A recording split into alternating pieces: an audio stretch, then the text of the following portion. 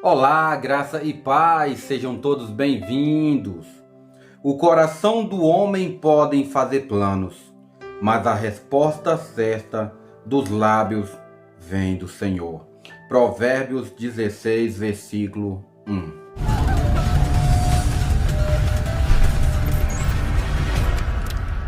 Você está no canal Irmão Helder FP, somente a verdade. Somente a verdade.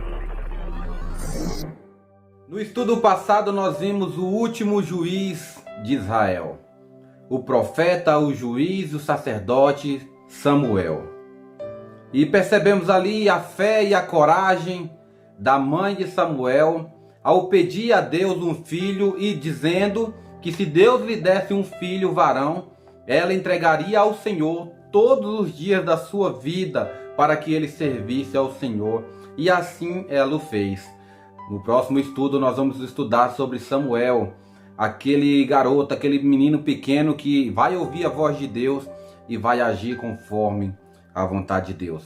Mas antes de nós adentrarmos no livro de Samuel, nós vamos tirar Cristo aqui de Juízes, como nós temos feito nos livros anteriores. Tem alguns livros passados que nós estudamos, que nós não nós não estudamos sobre essa parte de tirar Cristo em cada parte da Bíblia. Então, quando acabar esse discipulado, com certeza voltarei lá e farei uns vídeos específicos acerca deste tema, Cristo nos livros anteriores, né? Alguns deles. Então nós vamos ver hoje aqui Cristo em Juízes. Estou aqui com a Bíblia de Genebra aberta, uma ótima Bíblia para quem quer estudar a palavra de Deus. Nela contém dicionário, nela contém os catecismos, nela contém as explicações do texto. Você lê o texto acima e embaixo a Bíblia de Genebra, ela dá uma explicação acerca dos acontecimentos, dá ali alguns textos para você pesquisar ali em outros livros da Bíblia, e assim você tem um ótimo livro para ser estudado, a palavra de Deus. Aqui está a Bíblia de Genebra. E aqui no comecinho de Juízes, né, vai falar de quem é o autor, qual que era a cultura da época, a data e ocasião, vai falar sobre qual era o público original e o propósito e característica do livro. E no finalzinho aqui dessa introdução vai falar Cristo em Juízes. E é o que eu vou estar lendo agora, e nós vamos dar aqui uma breve mensagem, uma breve palavra acerca deste assunto. A ênfase do livro de Juízes sobre a necessidade de um rei justo da linhagem de Davi aponta para o papel que Cristo cumpriu como rei. Ele era da família de Davi e herdeiro legítimo do trono davídico. Mateus 1, do 1 ao 17, Lucas 3, do 1 ao 37. Ao contrário de todos os outros livros, de todos os outros filhos de Davi, Jesus sempre guardou a lei de Deus perfeitamente. Mateus 5, versículo 17. Assim Deus ressuscitou Cristo dentre os mortos e o fez assentar no seu trono celestial. 1 Coríntios 15, versículo 25. Estabelecendo um reino que nunca terá fim. Isaías 9, versículo do 6 ao 9. Apesar de Cristo já ser rei, todos o reconhecerão como tal quando ele voltar em glória e governar sobre os novos céus e a nova terra. Apocalipse 22, versículo do 1 ao 3. O sucesso do reinado de Jesus contrasta nitidamente com o fracasso de outros líderes do povo de Deus, como os juízes e os levitas de Israel. Os líderes pecadores não são capazes de suprir a necessidade de um rei perfeitamente justo. Somente Cristo pode fazer isso. Então aqui nós vemos, né, a ênfase que Juízes dá, a necessidade que aquele povo de ter alguém ali que liderasse. Então foram se levantando vários juízes naquela época para governar aquele povo, para julgar as causas daquele povo, para levar o povo de volta a Deus, e para que aquele povo tivesse ali descanso, tivesse paz e não fosse somente castigados ali pelos inimigos. Porém os juízes passaram e o povo continuaram a andar não conforme a vontade de Deus. É aonde nós vamos estudar o livro de Samuel, que o povo vai pedir um rei, Samuel vai ficar bravo, mas Deus vai conversar com Samuel. Deus concede ao povo o que o povo quer, e assim vai vir na linhagem dos reis a necessidade de alguém para governar aquele povo, para fazer aquele povo andar na linha. Tinha a lei, a palavra naquela época, já tinha as leis de Moisés, mesmo assim o povo andava não conforme a vontade de Deus. E quanto mais o povo anda distante de Deus, mais Deus pesa a mão sobre a vida do seu povo. É onde Deus manda inimigos, é onde Deus manda castigo, Deus não faz chover ali sobre a terra, não dá alimento. Deus sempre cuida do seu povo, mas porém faz com que ele passe por alguns problemas, algumas dificuldades.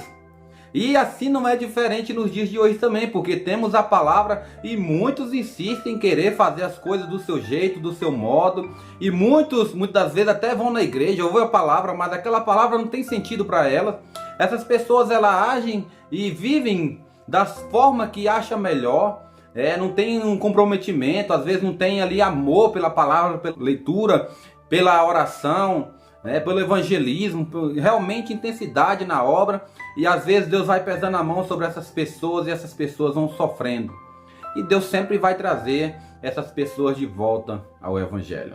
Então em Juízes nós vemos a necessidade de um rei. E aqui nesse texto lido que nós vimos aqui da Bíblia de Genebra, nós vemos a necessidade que o povo tinha de um rei perfeito. É aí que Jesus vem, um rei perfeito, um rei no qual podia cumprir realmente o que a lei manda. E Cristo ele vem não para tirar a lei, não para acabar de vez com a lei e deixar o povo livre, não, mas ele veio cumprir a lei, ele veio fazer aquilo que o ser humano não dava conta, de andar perfeitamente na lei. E Cristo vem, ele sofre a morte de cruz, ele é ressuscitado e está à destra de Deus nos céus, aguardando o dia no qual ele virá e todas as pessoas se dobrarão diante dele. E isso é o contraste aqui da necessidade de ter alguém conduzindo o povo. Cristo lá de cima da sua glória, do seu trono, ele governa hoje aqui, ele enviou o Espírito Santo conduz a igreja triunfantemente, vencedora sobre todas as coisas aqui na terra. Ele diz que as portas do inferno não prevalecerão contra a igreja, ele continua governando a sua igreja, ele está vivo, ele está aqui comigo, ele está aí com você, ele está em toda parte. Cristo é aquele que nos conduz vitoriosamente para o novo céu e uma nova terra. Então o livro de Juízes está mostrando que há necessidade de alguém conduzir o povo, de o povo voltar de volta para a vontade de Deus. E hoje também nós vivemos uns tempos difíceis no qual as pessoas precisam voltar para Deus. As pessoas precisam se arrepender dos seus pecados. E não é só as mundanas não, aquelas que não têm Cristo, elas precisam vir também. Mas muitas das vezes é os próprios cristãos. Nós vemos aqui, este povo era o povo de Deus. Então muitas das vezes a gente só olha para fora de quem está precisando realmente. E nós estamos precisando. É a história do filho pródigo, o filho sai, mas ficou um filho perdido lá dentro, um filho que só olhava para a festa, para os bens materiais, para o que os outros faziam. Quando aquele irmão dele voltou, ele não se alegrou como o pai, mas ele ficou questionando.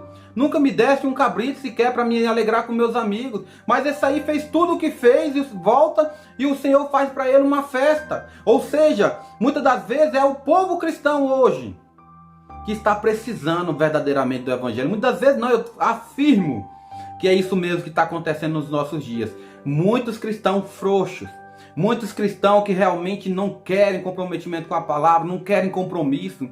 Muitas pessoas hoje que querem viver um evangelho fácil, somente na igreja fazer o que tem que fazer e voltar para casa. Vamos fazer um evangelismo, vamos, a gente entrega um folheto ali e já era e pronto.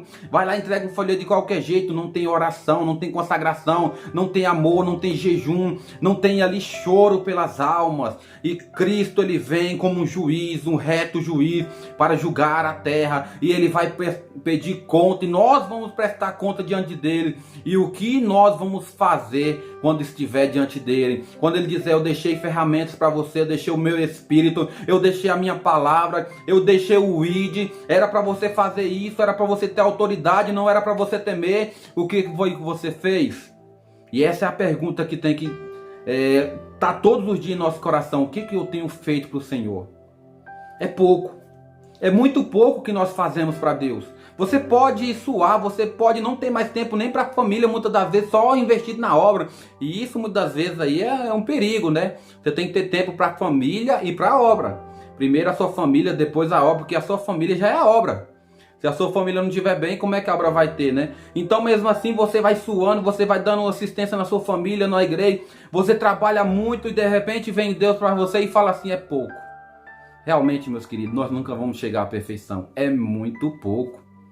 Ah, você não tem tempo para nada, você dá assistência para sua família, você dá assistência para a igreja, você trabalha, você faz isso, faz aquilo, você não tem tempo nem para você mesmo. E Deus vai dizer assim, é pouco. Comparado ao que Deus fez por nós, comparado ao que Deus é na nossa vida, um Deus justo, um Deus santo, um Deus que deixou a sua palavra, um Deus que nos chamou, que nos resgatou, era para nós estar perdidos, era para nós estar vivendo uma vida totalmente derrotada na terra. Porém Deus, ele nos trouxe do lamaçal do pecado, nos deu vida em Cristo Jesus, e é pouco que nós fazemos por ele. Por isso vamos fazer mais, meus queridos, vamos suar mais, vamos se importar mais com a obra. O povo está perecendo, carecendo da glória de Deus, carecendo da sua misericórdia. O povo perece por falta de conhecimento. Vamos estudar a palavra, vamos buscar a Deus. E em tempos de crise, em tempos em que muitos não querem buscar a Deus, é o tempo que Deus levanta eu e você para um verdadeiro avivamento. Um avivamento que nós não esperamos da igreja, que nós não esperamos de A nem B. É o que acontece por dentro de nós e o que acontece dentro da nossa casa. Esse é o verdadeiro avivamento. Começa aqui em nós. O avivamento que pode chegar na igreja, que pode chegar na nossa cidade, no nosso bairro, no nosso estado, no país, e pode tomar conta do mundo. O mundo não tem mais jeito, vai caminhando para a destruição.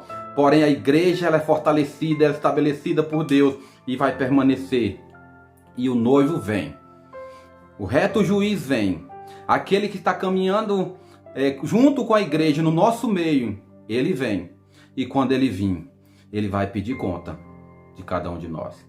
Então esse foi o estudo de hoje. Que Deus abençoe sua vida. O juiz foi levantado lá atrás para conduzir o povo voltar de volta para Deus. O povo andava como se não existisse Deus, e esse juiz trazia, julgava a terra e trazia o povo de volta para adoração para Deus. E nós temos um reto juiz, que é o Senhor Jesus Cristo, e quando ele vai ser levado ao céu, ele envia de uma vez por toda o Espírito Santo. E o Espírito Santo é o nosso guia, que nos leva, que nos faz pensar, que nos faz refletir, nos arrepender, que nos faz voltar de volta ao Evangelho. Ele é aquele que está conosco todos os dias até a consumação do século. O próprio Cristo, o Espírito Santo e o nosso Deus. Que Deus abençoe a sua vida, que Deus abençoe esses estudos, que você venha estudar, buscar, que Deus venha falar ao seu coração.